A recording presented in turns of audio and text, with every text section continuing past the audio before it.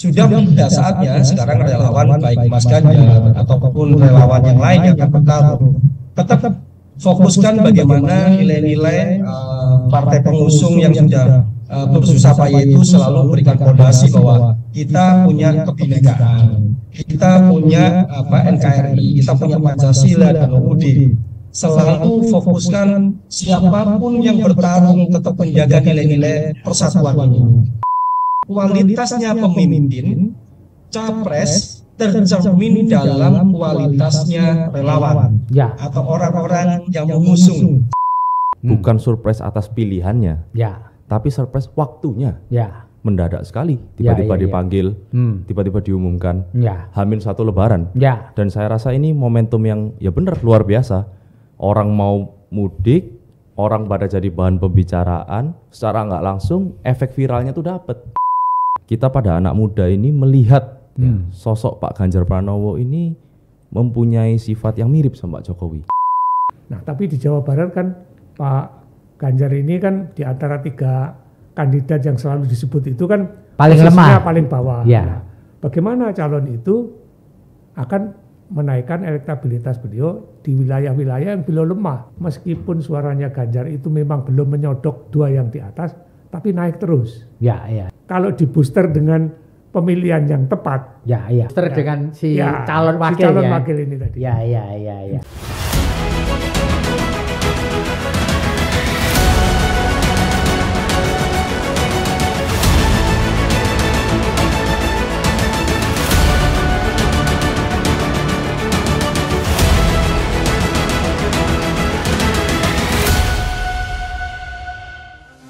Assalamualaikum warahmatullahi wabarakatuh. Salam damai sejahtera buat kita semua. Om Swastiastu, Namo Buddhaya, dan salam kebajikan. Saya Febi Mahendra Putra, Direktur Pemberitaan Tribun Network.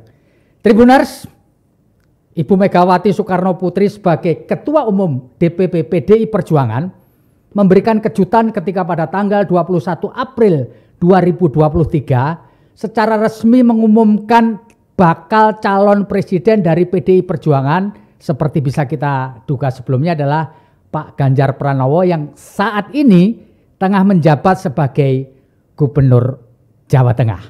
Dan untuk ngobrolin soal pencalonan Pak Ganjar Pranowo oleh PDI Perjuangan ini telah hadir bersama dengan saya Mas Petrus Haryanto, CEO IT dan Political Research Consultant.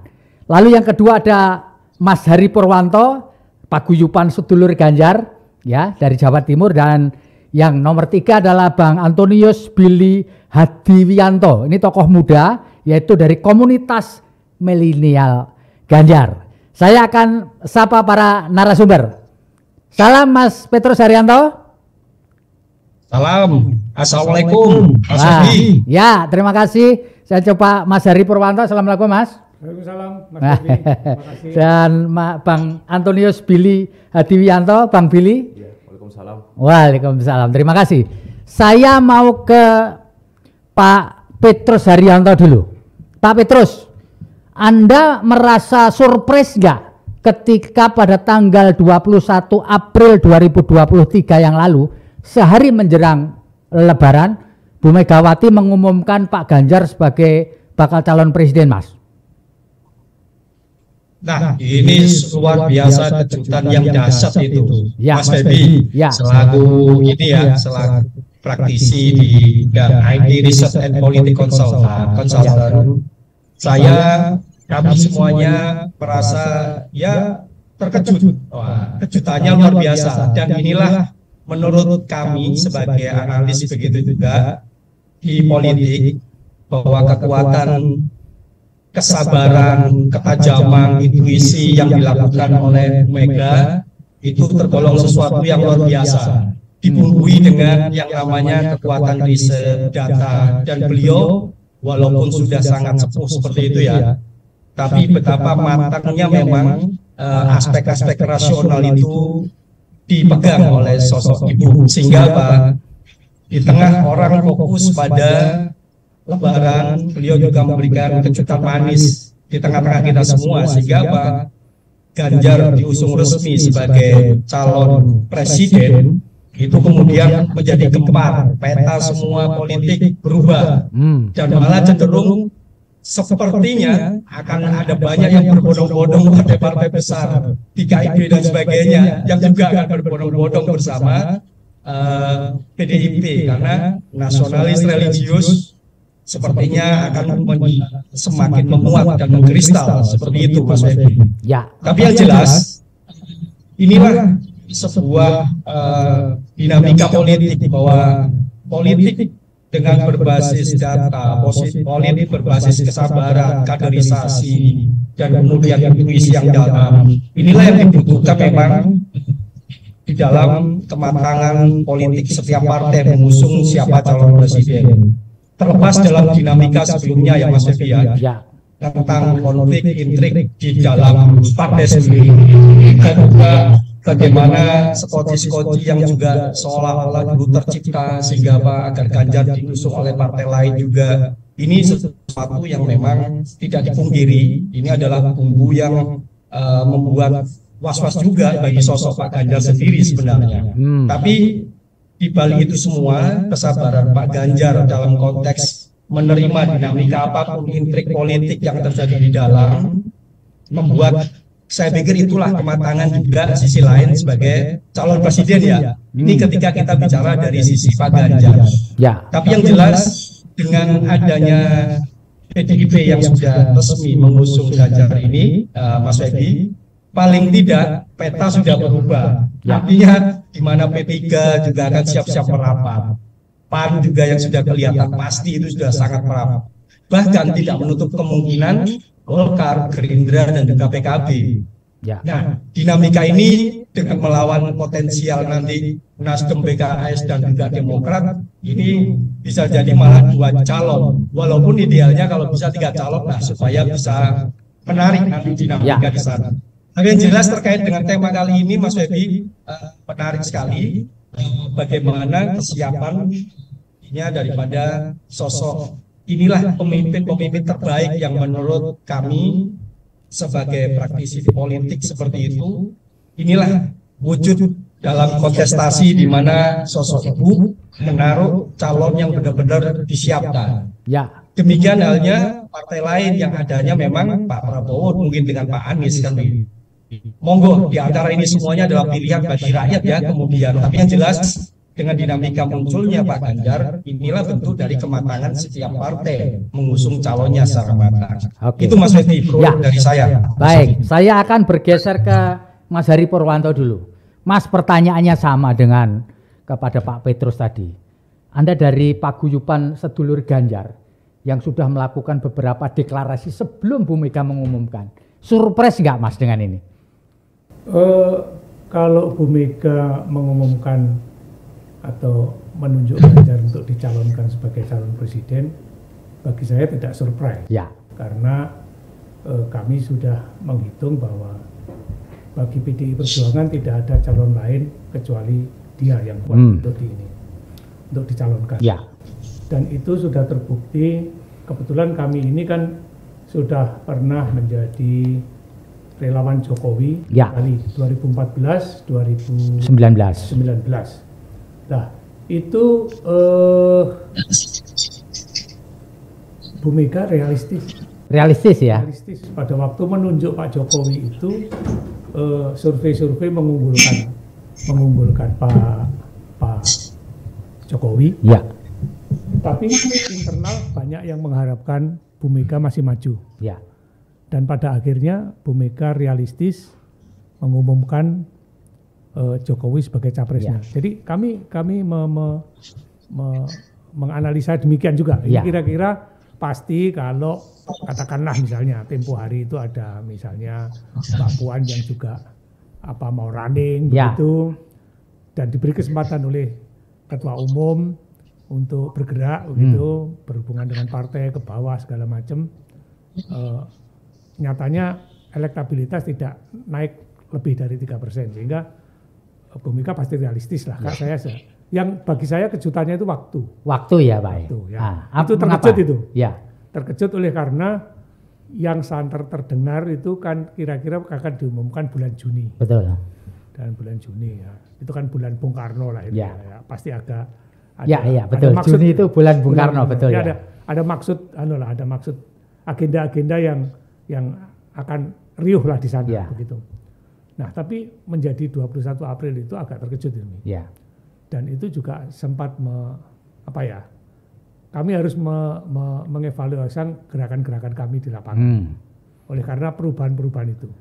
Jadi dengan adanya pengumuman resmi ini, Paguyuban Sedulur Ganjar harus mengevaluasi kembali rencana kedepannya, Pak ya? Ya, rencana-rencananya kan kami sampai bulan pertengahan Mei itu kan akan bikin deklarasi di 8 sampai 10 titik. Di Jawa Timur? Di Jawa Timur. Tapi dengan diumumkan itu, kita evaluasi lagi. Kita cari bentuk barunya seperti apa. Yang pasti Sabtu tanggal 29 deklarasi di Sidoarjo. Oh, jalan terus kalau itu jalan, karena udah kadung ya. Sudah di jadwal ya. Sudah terlanjur dan teman-teman udah bersiap-siap. Termasuk yang kedua di Jember tanggal 6 Mei. 6 Mei jalan terus juga? Jalan terus juga. Nah, di luar itu kami masih timbang-timbang. Ya.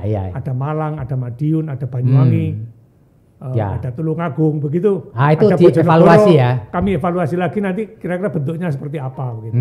Gitu ya Mas Heri ya. Baik, saya geser juga ke Bang Billy nih, Bang. Siap.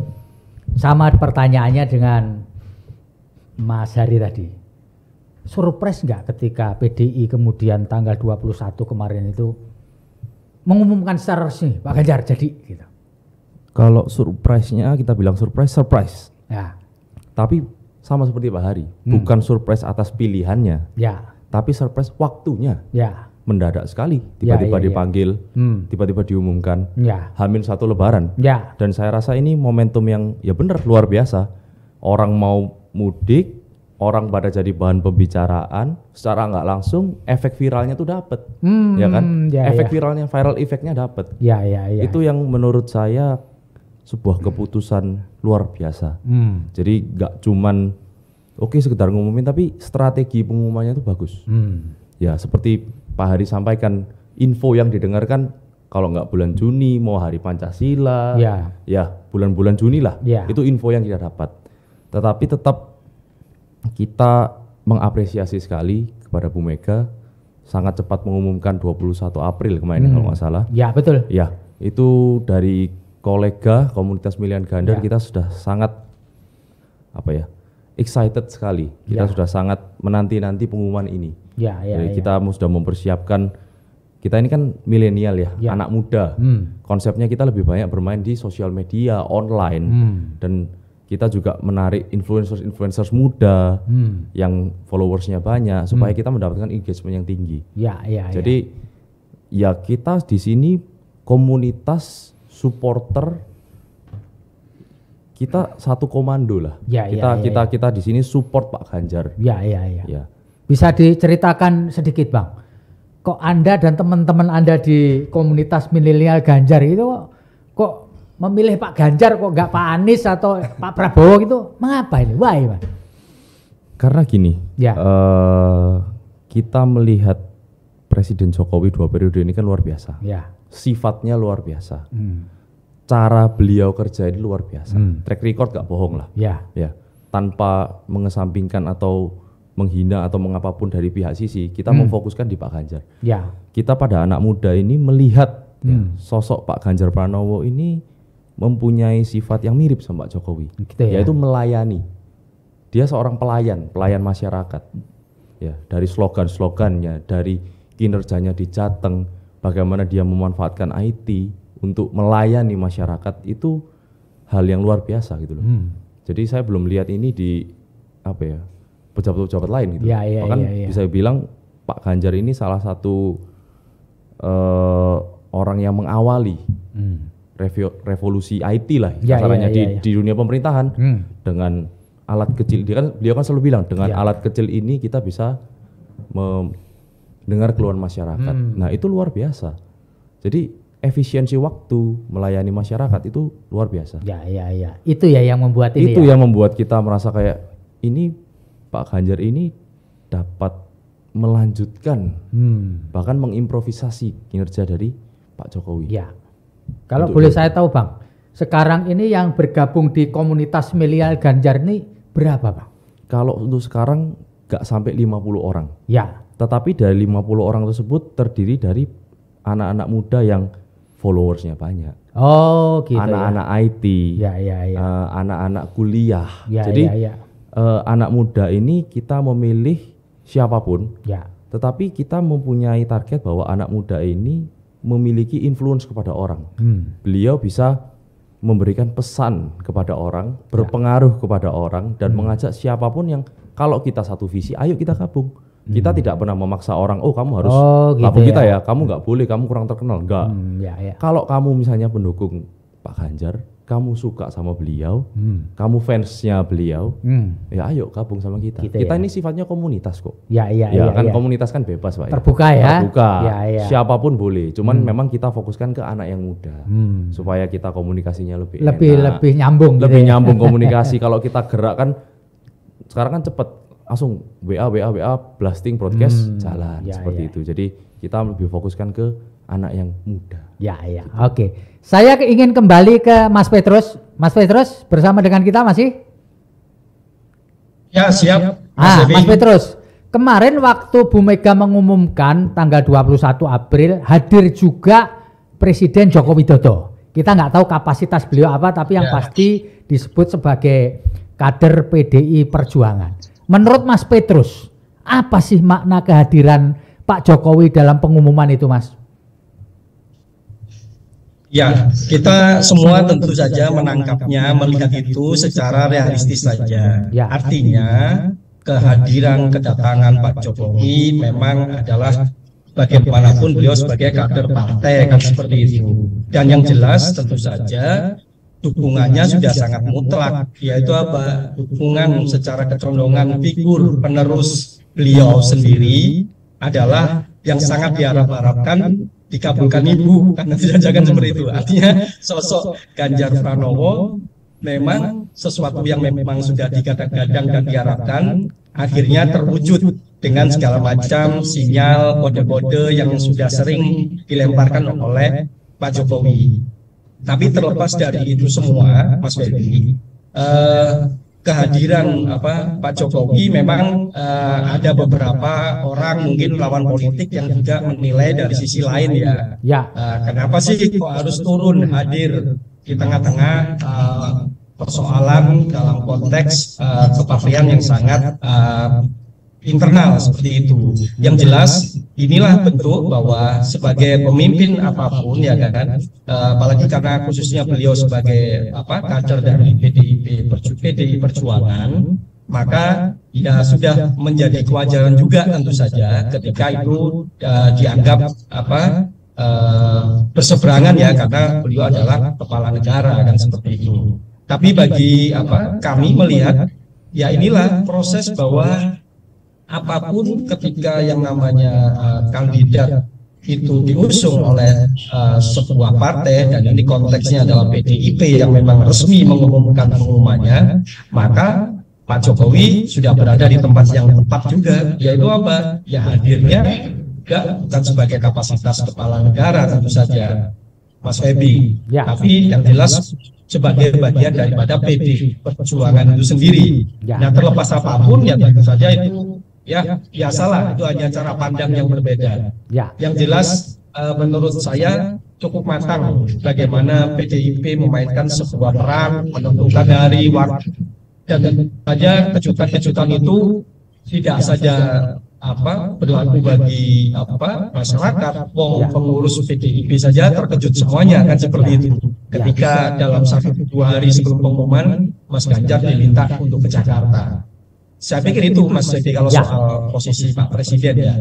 Mas Petrus, kalau menurut Anda, apakah endorsement atau dukungan dari Pak Jokowi kepada Mas Ganjar ini pengaruhnya signifikan terkait dengan elektoral, Mas Petrus? Sangat Mas Febi. Karena apa?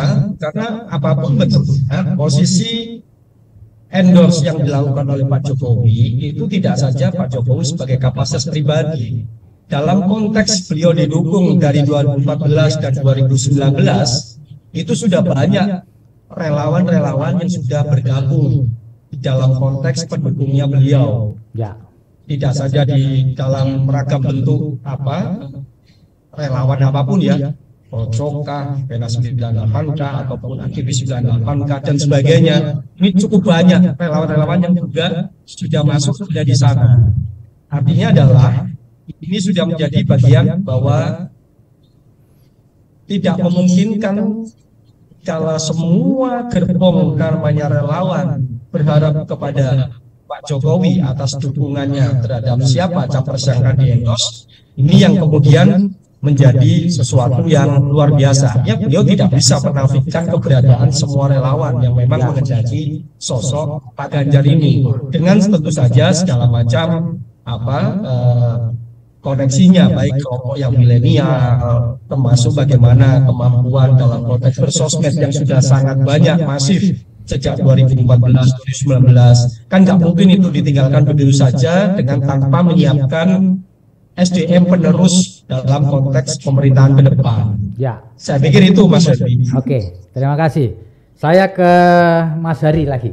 Mas Hari, menurut Mas Hari, ini kan keberadaan relawan ini termasuk relawan muda ini kan telah muncul. Ya. Menurut Mas Hari bagaimana hubungan antara relawan Pak Ganjar dengan partai pengusungnya Pak Ganjar? Karena bagaimanapun dalam sistem politik di Indonesia yang boleh mencalonkan pasangan presiden dan wakil presiden adalah partai politik. Dalam konteks ini Pak Ganjar adalah PDI Perjuangan. Ya. Bagaimana hubungan antara tiga pihak ini, Pak? Saya rasa ini hal yang harus dikelola dengan baik lah. Ya. Bahwa dan ini sifatnya resiprokal. Resiprokal. Jadi misalnya begini, rakyat banyak berharap Ganjar dicalonkan. Itu terbukti dari survei-survei elektoral. Partai sekarang menyambut itu, mendengarkan itu, menyambut itu dan mencalonkan Ganjar sebagai capres dari PDI Perjuangan. Ya. Artinya suara rakyat didengarkan. Ya. Baik oleh nanti partai pengusung maupun oleh partai pendukung. Ya. Kami sadar betul bahwa konstitusi mengatur seperti itu. Ya. Tapi real politiknya adalah misalnya begini. Kalau PDI Perjuangan itu menang, katakanlah misalnya, berbagai survei dulu mengatakan 25% begitulah. Untuk jadi presiden kan tidak cukup 25%. Betul. Untuk jadi presiden perlu ya misalnya sajalah ngomongnya paling gampang 55% lah. Betul. Partai-partai pendukung akan berkontribusi berapa persen? Enggak. Katakanlah berkontribusi sampai maksimal 40% lah. Ya. Jadi artinya 25 ditambah 15 atau ditambah 20 baru 45. Ya. Masih perlu 10-15% lagi kan begitu. Dan itu saya rasa suara-suara yang sekarang ini digalang oleh para relawan. Oleh karena itu partai relawan harus berpikir seperti ikan dengan airnya. Ya. Artinya jangan dipisahkan ikan dengan airnya. Ya, ya, ya. Karena ini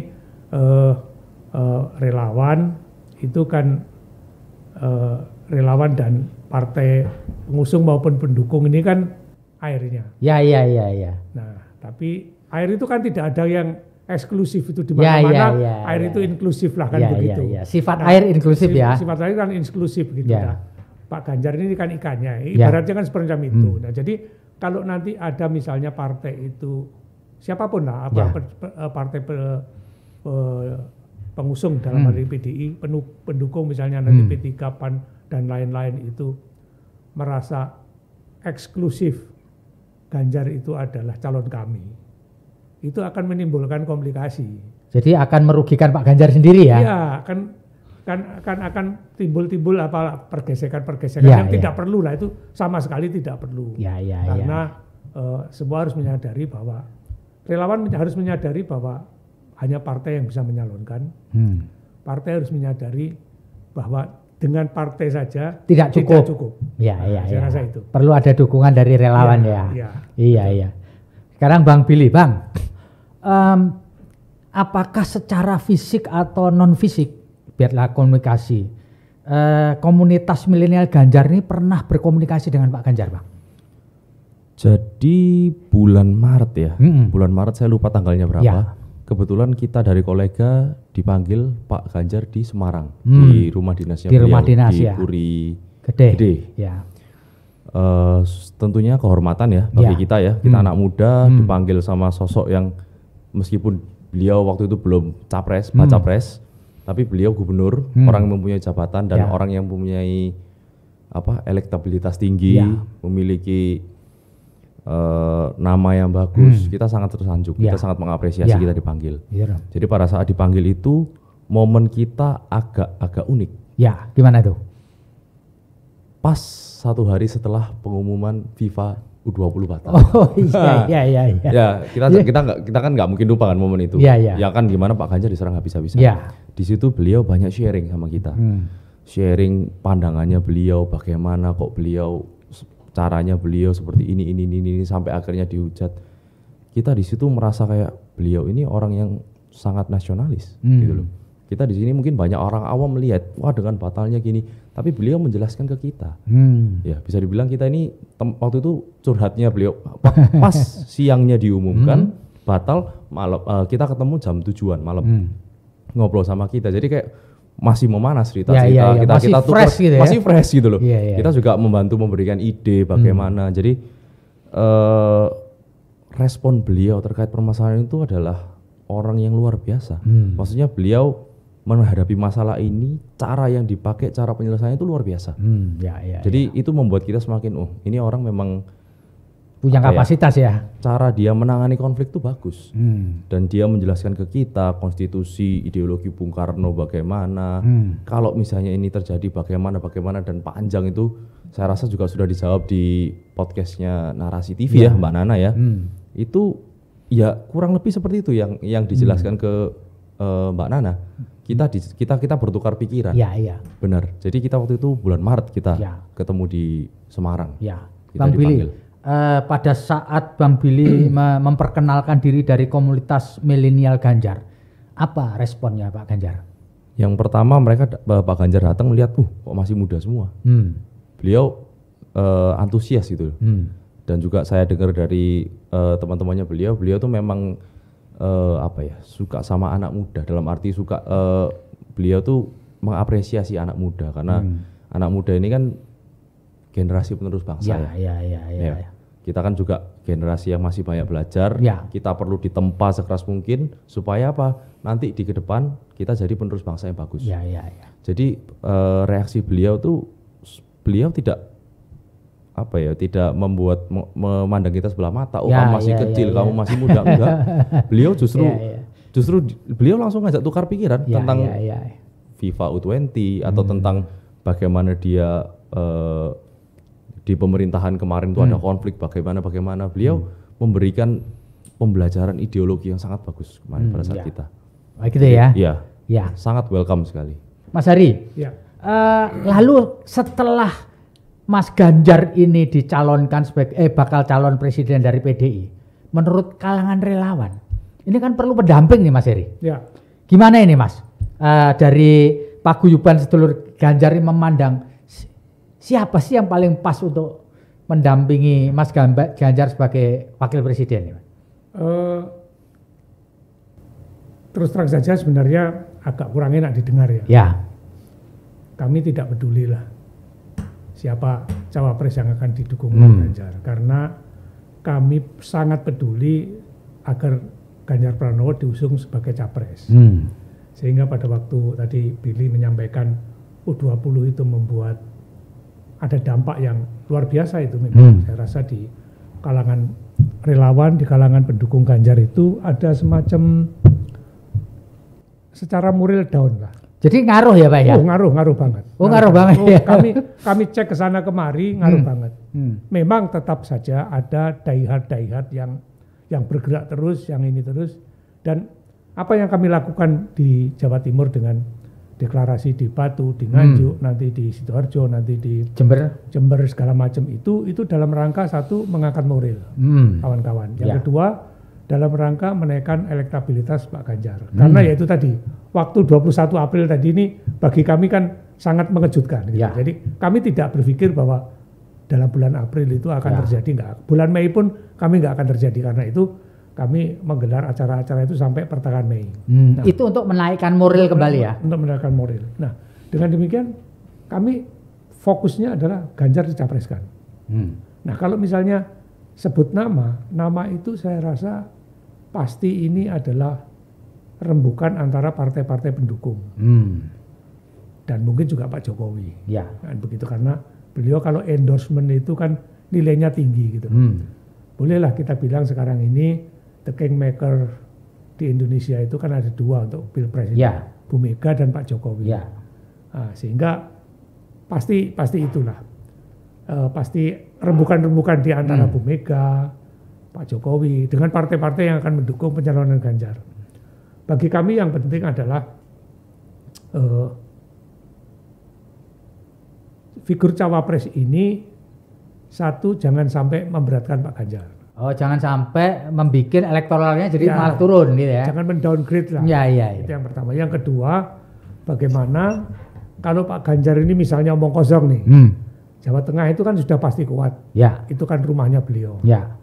Jawa Timur ini boleh juga dibilang sebagai penentu karena suaranya juga besar. Nomor 2 setelah Jawa Barat ya. Jawa Barat.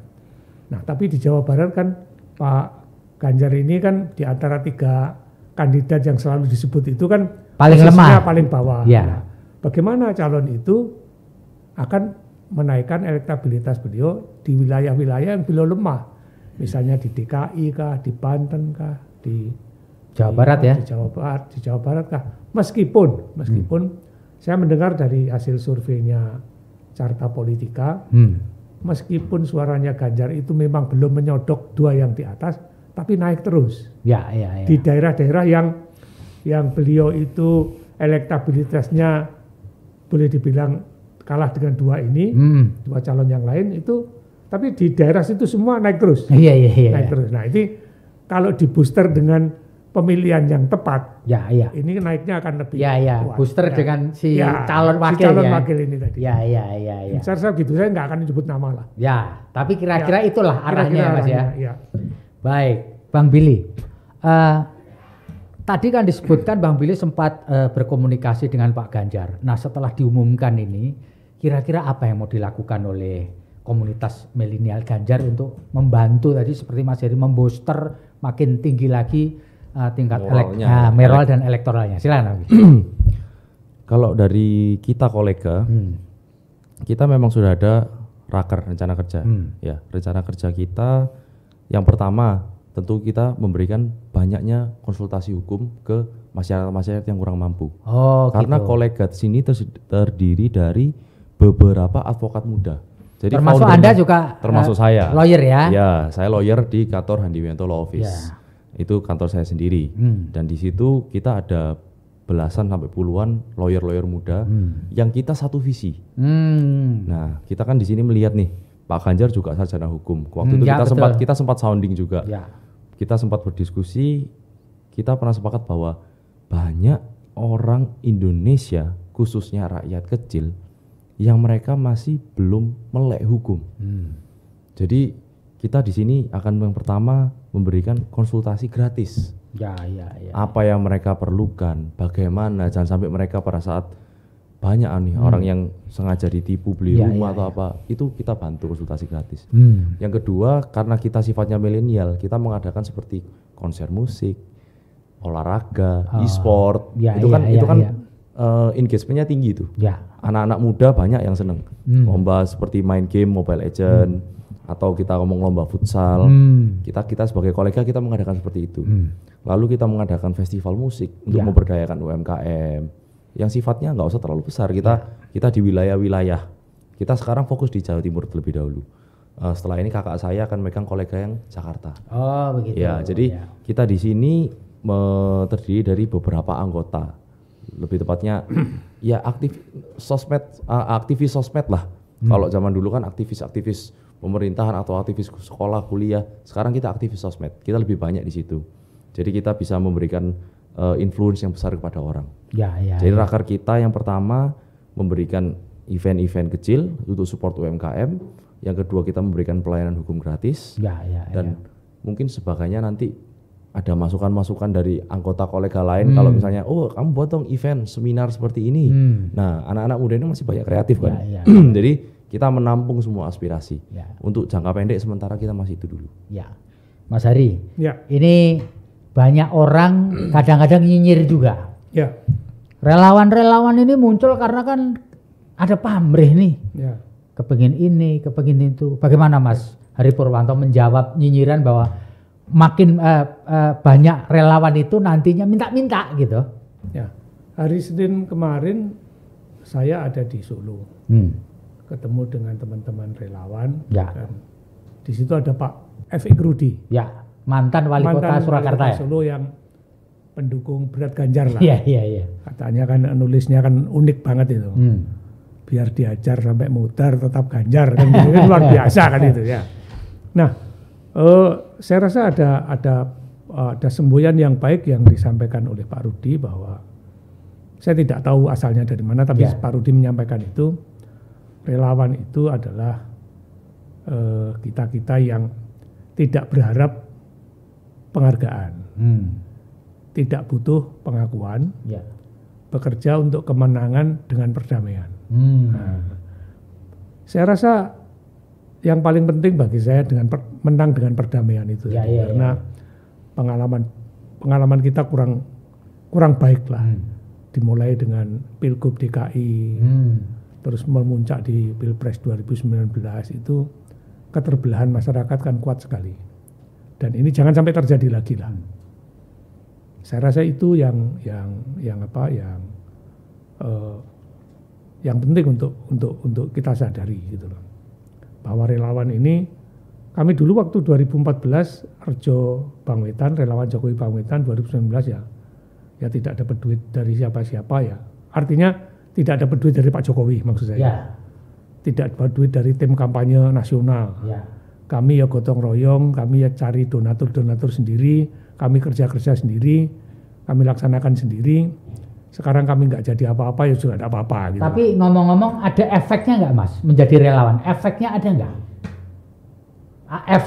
Efek psikologis maupun non psikologis, misalkan aku yang saya dukung jadi bangga. Oh ya, saya rasa efek psikologis itu yang paling, kalau itu yang paling penting saya jadi pertimbangan saya, oleh karena pada waktu dulu pemilu 2014 kan muncul 3 calon. Si A, si B, si C. Nah, si A begini, si B begini, masa iya saya akan mendukung itu?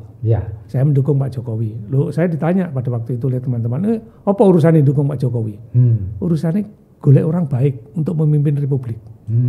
Dan alhamdulillah ternyata setelah beliau terpilih memimpin Republik, alhamdulillah baik toh. Artinya hal-hal yang dulu tidak terbayangkan oleh kita, pembangunan fisik, pemerataan keadilan, rasa itu kan penting banget itu.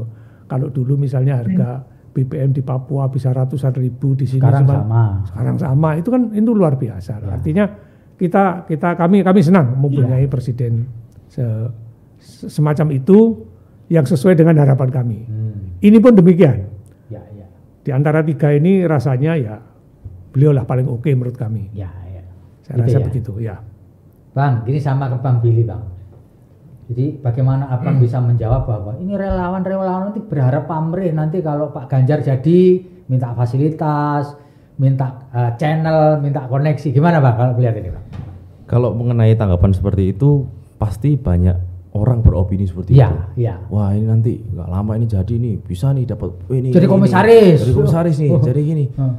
Kita harus tahu dulu Pak Ganjar ini orangnya seperti apa. Ya kan. Saya nggak ngomong-ngomong yang lain, kita harus tahu dulu beliau ini orangnya tegak lurus. Kita support beliau karena kita menilai bahwa perkembangan selama 10 tahun ini Pak Jokowi ini luar biasa loh. Kita sebagai pengusaha juga, selain saya sebagai lawyer, saya sebagai pengusaha, kita punya dampak bagus loh. Nah pertanyaan saya, dampak bagus itu dari mana? Kalau nggak presidennya beliau, Pak Jokowi pada saat itu. Kembali lagi kita tarik ke depan, siapa sih yang kita pandang bisa melanjutkan Pak Jokowi? Ya siapa lagi kalau nggak Pak Ganjar? Itu pandangan kita. Jadi secara nggak langsung efeknya itu nggak sekarang, tapi di kemudian hari. Kita juga khawatir kalau misalnya nanti namanya pemilihan 2024 nanti keadaan memanas, ada kubu sini, sisi ada yang orang bilang sisi kanan, sisi kiri atau sisi manapun itu yang kita nggak mau sampai ada ideologi Pancasila yang terpecah. Gitu. Ya. Saya prinsipnya simple. Saya pandangan saya dan kok tim kolega itu kita semua bukan orang yang kasarannya kita mendukung untuk mendapatkan sesuatu. Mereka ini pure dari hati. Kita mau, kita seneng. Kita selama ini periode Pak Jokowi itu hidup tuh lebih enak. Kita mau ke Semarang tol cepet, kita mau pembangunan ini bagus, pemerataan harga meskipun inflasi tetap ada, cuman pertumbuhan ekonominya bagus. Saya rasa bagus. Jadi nanti kalau Bang Billy diminta bantu jadi staf khusus bidang milenial presiden itu bonus gitu ya kan? Ya itu kita perintah ya. Kita diberikan mandat, ya sama kan, gubernur cuma mandat. Saya seperti itu, kita diberikan mandat. Kita tidak mau menarget, aku harus jadi seperti ini, kita harus jadi seperti ini. Kita memandang ke depan, kita bisa hidup seperti ini, detik ini. Tidak seperti ada beberapa negara yang rusuh perang, itu kita sudah cukup. Saya rasa sudah cukup. Nggak usah muluk-muluk. Itu sudah happy aja. Baik, Mas Petrus kembali bergabung. Mas, saya kepingin tahu pendapat Mas Petrus mengenai siapa atau syarat apa yang cocok untuk memberikan efek elektoral kepada Pak Ganjar sebagai bakal calon wakil presiden, Mas Petrus? Ya, kalau bicara tentu saja syarat elektoral dalam kontestasi Pilpres ini kan kalau kita asumsikan 3 saja lah, karena 2 itu kan pasti, Mas Ebi ya. 2 itu pasti karena nggak mungkin kalau nggak ada lawan. Jadi apa jadinya sebuah negara kalau kontestasi itu tunggal. Jadi belum pernah ada sejarah kan begitu. Artinya ketika kita sepakati asumsinya adalah 2 ataupun 3 kandidat, maka ada pertarungan bagaimana merebut elektabilitas. Kalau elektabilitas yang bertarung ini dalam konteks Pilpres, maka tentu saja kekuatan besar itu ada pada kekuatan mesin partai yang pertama. Partai kalau digabung, kalau kemudian kelompoknya Anies itu digabung sekitar 25% suara. Tapi kalau di kursi di DPR itu 28%. Berbeda dengan kalau di PDIP, kalau misalnya ini tadi menjadi 2 kandidat yang bertarung, maka 71% itu bisa ada di kursinya ada di PDIP dan juga KIB plus juga Gerindra PKB kalau itu nanti bergabung, atau 65% suara, Mas Edi. Artinya adalah selisihnya dari sisi kontestasi ini, kalau misalnya kita ngomong 2 dulu, Mas Edi. Kalau 2, maka yang terjadi adalah pertarungan kerasnya sudah jelas menjadi 65% suara dengan 25%-an suara, Mas Edi, di antara 2 pengusung ya. 2 pengusung dari sisi kandidat itu. Tetapi kalau ini kemudian menjadi 3, maka pertarungan besar untuk mencapai 50% plus 1 ini jadi cukup berat, cukup menjadi pecah gitu loh, Mas Edi. Dari sisi elektabilitas kontestasi 3 calon presiden yang ada ini. Tetapi bagi kita saat ini dalam kontestasi perang sesama antar relawan, yang menarik adalah bagaimana setiap relawan, Mas Ganjar, kemudian Mas Anies ataupun Prabowo nanti bertarung pada segmen di pemilih, di mana relawan yang berada tadi itu harus masing-masing memfokuskan diri pada zona atau wilayah masing-masing. Terlepas ada sisi milenial, terlepas ada sisi mungkin generasi Z dan sebagainya. Itu persoalan bahwa pentingnya menyapa di sosial media, di media massa.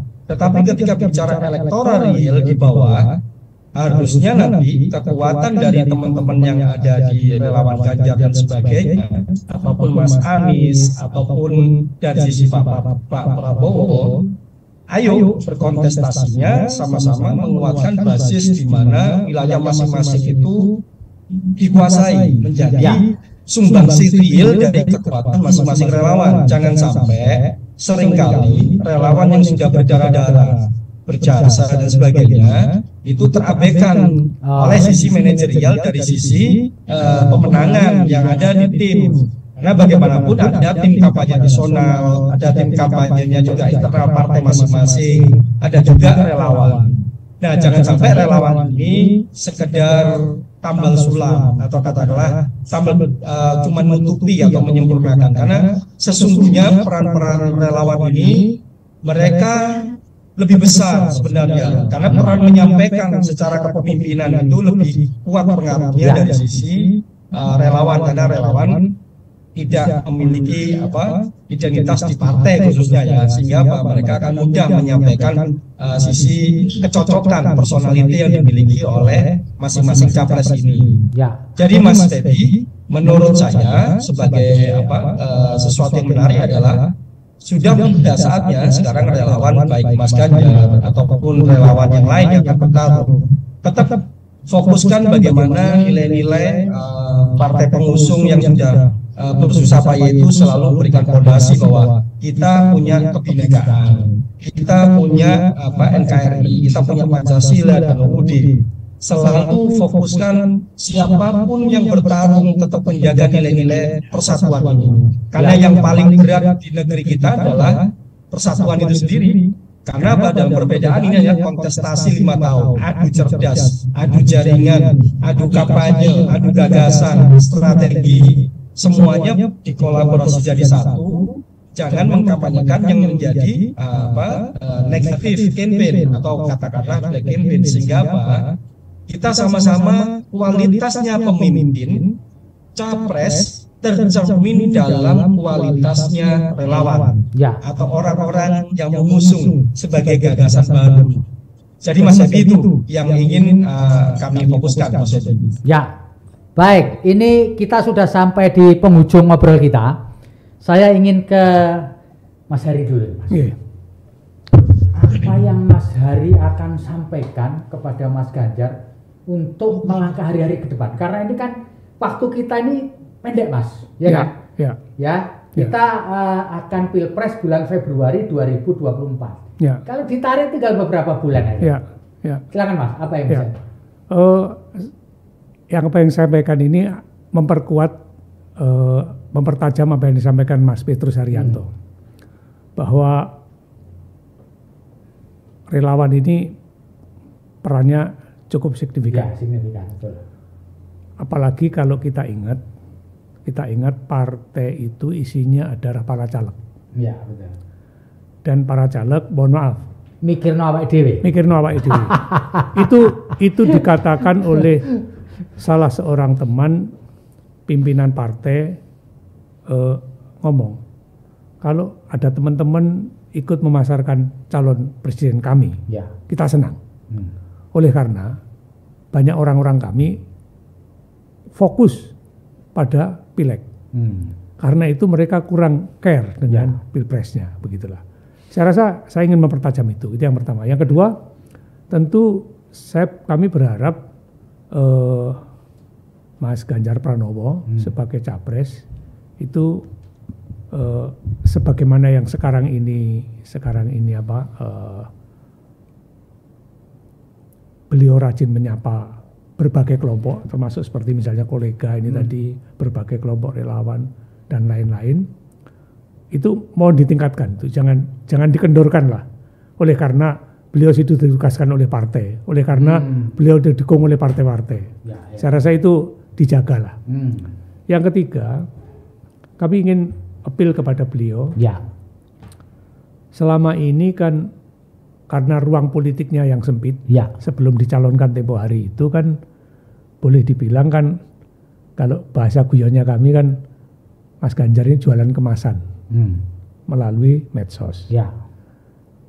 Rasanya sudah tiba waktunya Mas Ganjar jualan isi. Konten ya Pak? Konten. Jualan kontennya lah kira-kira begitu. Itu yang kami berharap betul, karena sebagaimana yang disampaikan oleh Mas Petrus Haryanto tadi, ya paling krusial menurut saya mestinya adu gagasan lah. Adu gagasan, karena kita di dalam situasi dunia yang amat sangat berubah, kencang, kuat. Kita di tengah pusaran itu, abadnya abad Asia, kita boleh dibilang di salah satu pusatnya Asia, begitulah kira-kira. Kalau tidak punya gagasan yang kuat, saya rasa ya berat lah ke depan kita. Saya rasa itu. Iya, mantap. Nah, ini sekarang Bang Antonius Billy Hadiwianto, Anda mewakili milenials. Apa yang sampai ingin harapkan dari Pak Ganjar mulai sekarang sampai nanti Februari 2024, Bang? Apa yang? Kalau tadi Mas Hari kan bilang, ayo saatnya kita, Mas Ganjar, sampaikan adu gagasan. Kalau dari kalangan milenial, silakan Bang Billy. Dari saya pribadi, ya, pesan saya sebenarnya simple. Keep the good work. Tetap teruskan kerja bagus. Ya. Jangan karena sekarang sudah dicalonkan presiden, lebih kendor. Ya, tetap aktif. Beliau ini hari-hari juga sudah aktif melayani masyarakat. Perbanyak hal itu. Seperti yang dikatakan Pak Hari tadi juga. Perbanyak, pertemukan dengan relawan. Maksudnya relawan-relawan inilah yang secara langsung maupun tidak langsung berpengaruh pada elektabilitas tersebut. Itu harus dipertahankan dan diperbanyak. Ya. Kalau saya sih simpel itu aja. Harus tetap menjaga ya. Pertahankan. Kalau bisa ditingkatkan gitu ya. Kalau bisa ditingkatkan, karena pasti nanti akan ada yang namanya good campaign tuh pasti akan didampingi dengan namanya bad campaign. Itu secara nggak langsung. Itu udah hukum alam. Ada hitam, ada putih. Itu pasti akan ada. Sekarang aja setelah FIFA U20, kalau kita baca komentarnya, saya nggak mau sebutin komentarnya siapa. Itu sudah kelihatan. Itu bukan orang wajar yang menyampaikan emosinya. Kita baca lah. Ada ya. Sudah ada. Itu sudah mulai bad campaign-nya. Black campaign-nya sudah mulai. Perkuatlah di sosial mediamu supaya, karena anak muda, orang awam itu membaca sosial media, mereka merasa kayak ternyata seperti ini. Banyak hoax, akan banyak hoax. Akan banyak hoax. Dikeluarkan, ini kasus seperti ini, akan banyak hoax. Itu harus dipertahankan, pengamanan security baik secara sosial media, program-programnya itu harus diamankan. Gitu ya. Seperti aja. Oke, baik Mas Petrus. Di penghujung nih, saya kepingin Mas Petrus memberikan saran lah kepada Mas Ganjar nih, apa yang harus dilakukan sampai nanti masa kampanye berakhir dan saatnya memberikan pencoblosan. Silakan. Ya, kesimpulan saya adalah selalu pada kultural kartografi. Ya, ini menarik Mas. Artinya adalah Mas Ganjar sudah ada yang usung, sudah jelas. Identitas Mas Ganjar sudah semakin jelas sebagai capres, yang tinggal menentukan waktu aja pendaftaran di KPU sebagai untuk diusung. 3 hal yang belum dimiliki Mas Ganjar yang perlu sama-sama kontestasi ini bertarung, yaitu apa? Melakukan sebuah gerakan di mana saat sosialisasi masyarakat, interaksi harus diperkuat. Karena ini berlaku juga bagi Pak Prabowo ataupun nanti misalnya Anies ketika ini menjadi calon presiden yang resmi ya. Yang jelas interaksi itu harus dilakukan. Karena masyarakat ketika bicara kepemimpinan selalu sukanya interaksi. Siapa yang paling bisa berinteraksi dalam skala yang lebih luas, langsung ataupun secara psikis melalui semacam Zoom ataupun diskusi dan sebagainya, maka kita akan bisa menakar kepemimpinan seseorang. Kedua, itu adalah partisipasi, Mas. Ketika kita melakukan partisipasi, di sini sudah muncul relawan Ganjar, milenial dan segala macam bentuknya. Pun demikian mungkin di kelompoknya Mas Anies ataupun Pak Prabowo yang juga sudah lama terbentuk seperti itu. Artinya apa? Ketika partisipasi ini dapat dan dilakukan oleh masyarakat sipil secara masif, massal, makin banyak bertumbuh di berbagai komunitas, di berbagai daerah, di 38 provinsi yang ada di Indonesia, maka bisa dipastikan partisipasi inilah yang akan mengukur bahwa banyak masyarakat yang menghendaki dia sebagai sosok pemimpin terbaik ke depan. Nah, ketika partisipasi ini sudah makin bergelora, apalagi didukung dengan partisipasi yang sifatnya rela mengumpulkan dana sendiri demi calon presidennya, rela, kemudian membuat kaos dan sebagainya. Ini partisipasi, Mas, tanda bahwa dia dimiliki oleh rakyat. Yang terakhir itu adalah bicara rasa. Ketika kita rasa sudah menyatu, maka setiap calon presiden siapapun itu, dia akan langsung tidak diminta, dia akan langsung rela berkorban. Nah, inilah sama-sama di 3 kandidat ataupun nanti 2 kandidat yang akan muncul harus memikirkan itu semua, karena ini adalah bawaan sadar daripada masyarakat Indonesia. Dan sebagai penutup, tentu saja Mas Febi, di 38 provinsi punya karakter yang berbeda-beda. Karakter calon presiden yang 1, 2, dan 3 ataupun yang lain itu punya karakteristik yang pasti dicintai oleh masyarakatnya. Karena setiap kita punya bawaan, kecondongan secara psikologis ataupun secara religi dan sebagainya dengan konstituen pemilih kita. Jadi yang jelas, semua pilihan ada pada kita semua sebagai relawan, komunitas atau apapun. Yang jelas, jangan sampai kepemimpinan capres yang sudah ada itu kemudian kita mencerminkan karakter daripada ketiga atau kedua capres yang akan berkontestasi nanti. Kita bawa bahwa kita adalah relawan yang berkualitas dengan mengkampanyekan smart campaign kepada masyarakat, dan tentu saja mengajak dengan cara-cara kita, karena apa? Siapapun pemimpinnya, toh nanti setelah menang mereka juga akan berangkulan kembali. Saya pikir itu Mas Febi, 3 poin yang perlu dimiliki oleh masing-masing relawan dalam berjuang, dan tentu saja harapannya diakui oleh calon presidennya sehingga tidak ditinggalkan di saat dia jadi. Itu Mas Febi. Terima kasih kepada para narasumber, Mas Petrus Haryanto, CEO IT dan Political Research Consultant.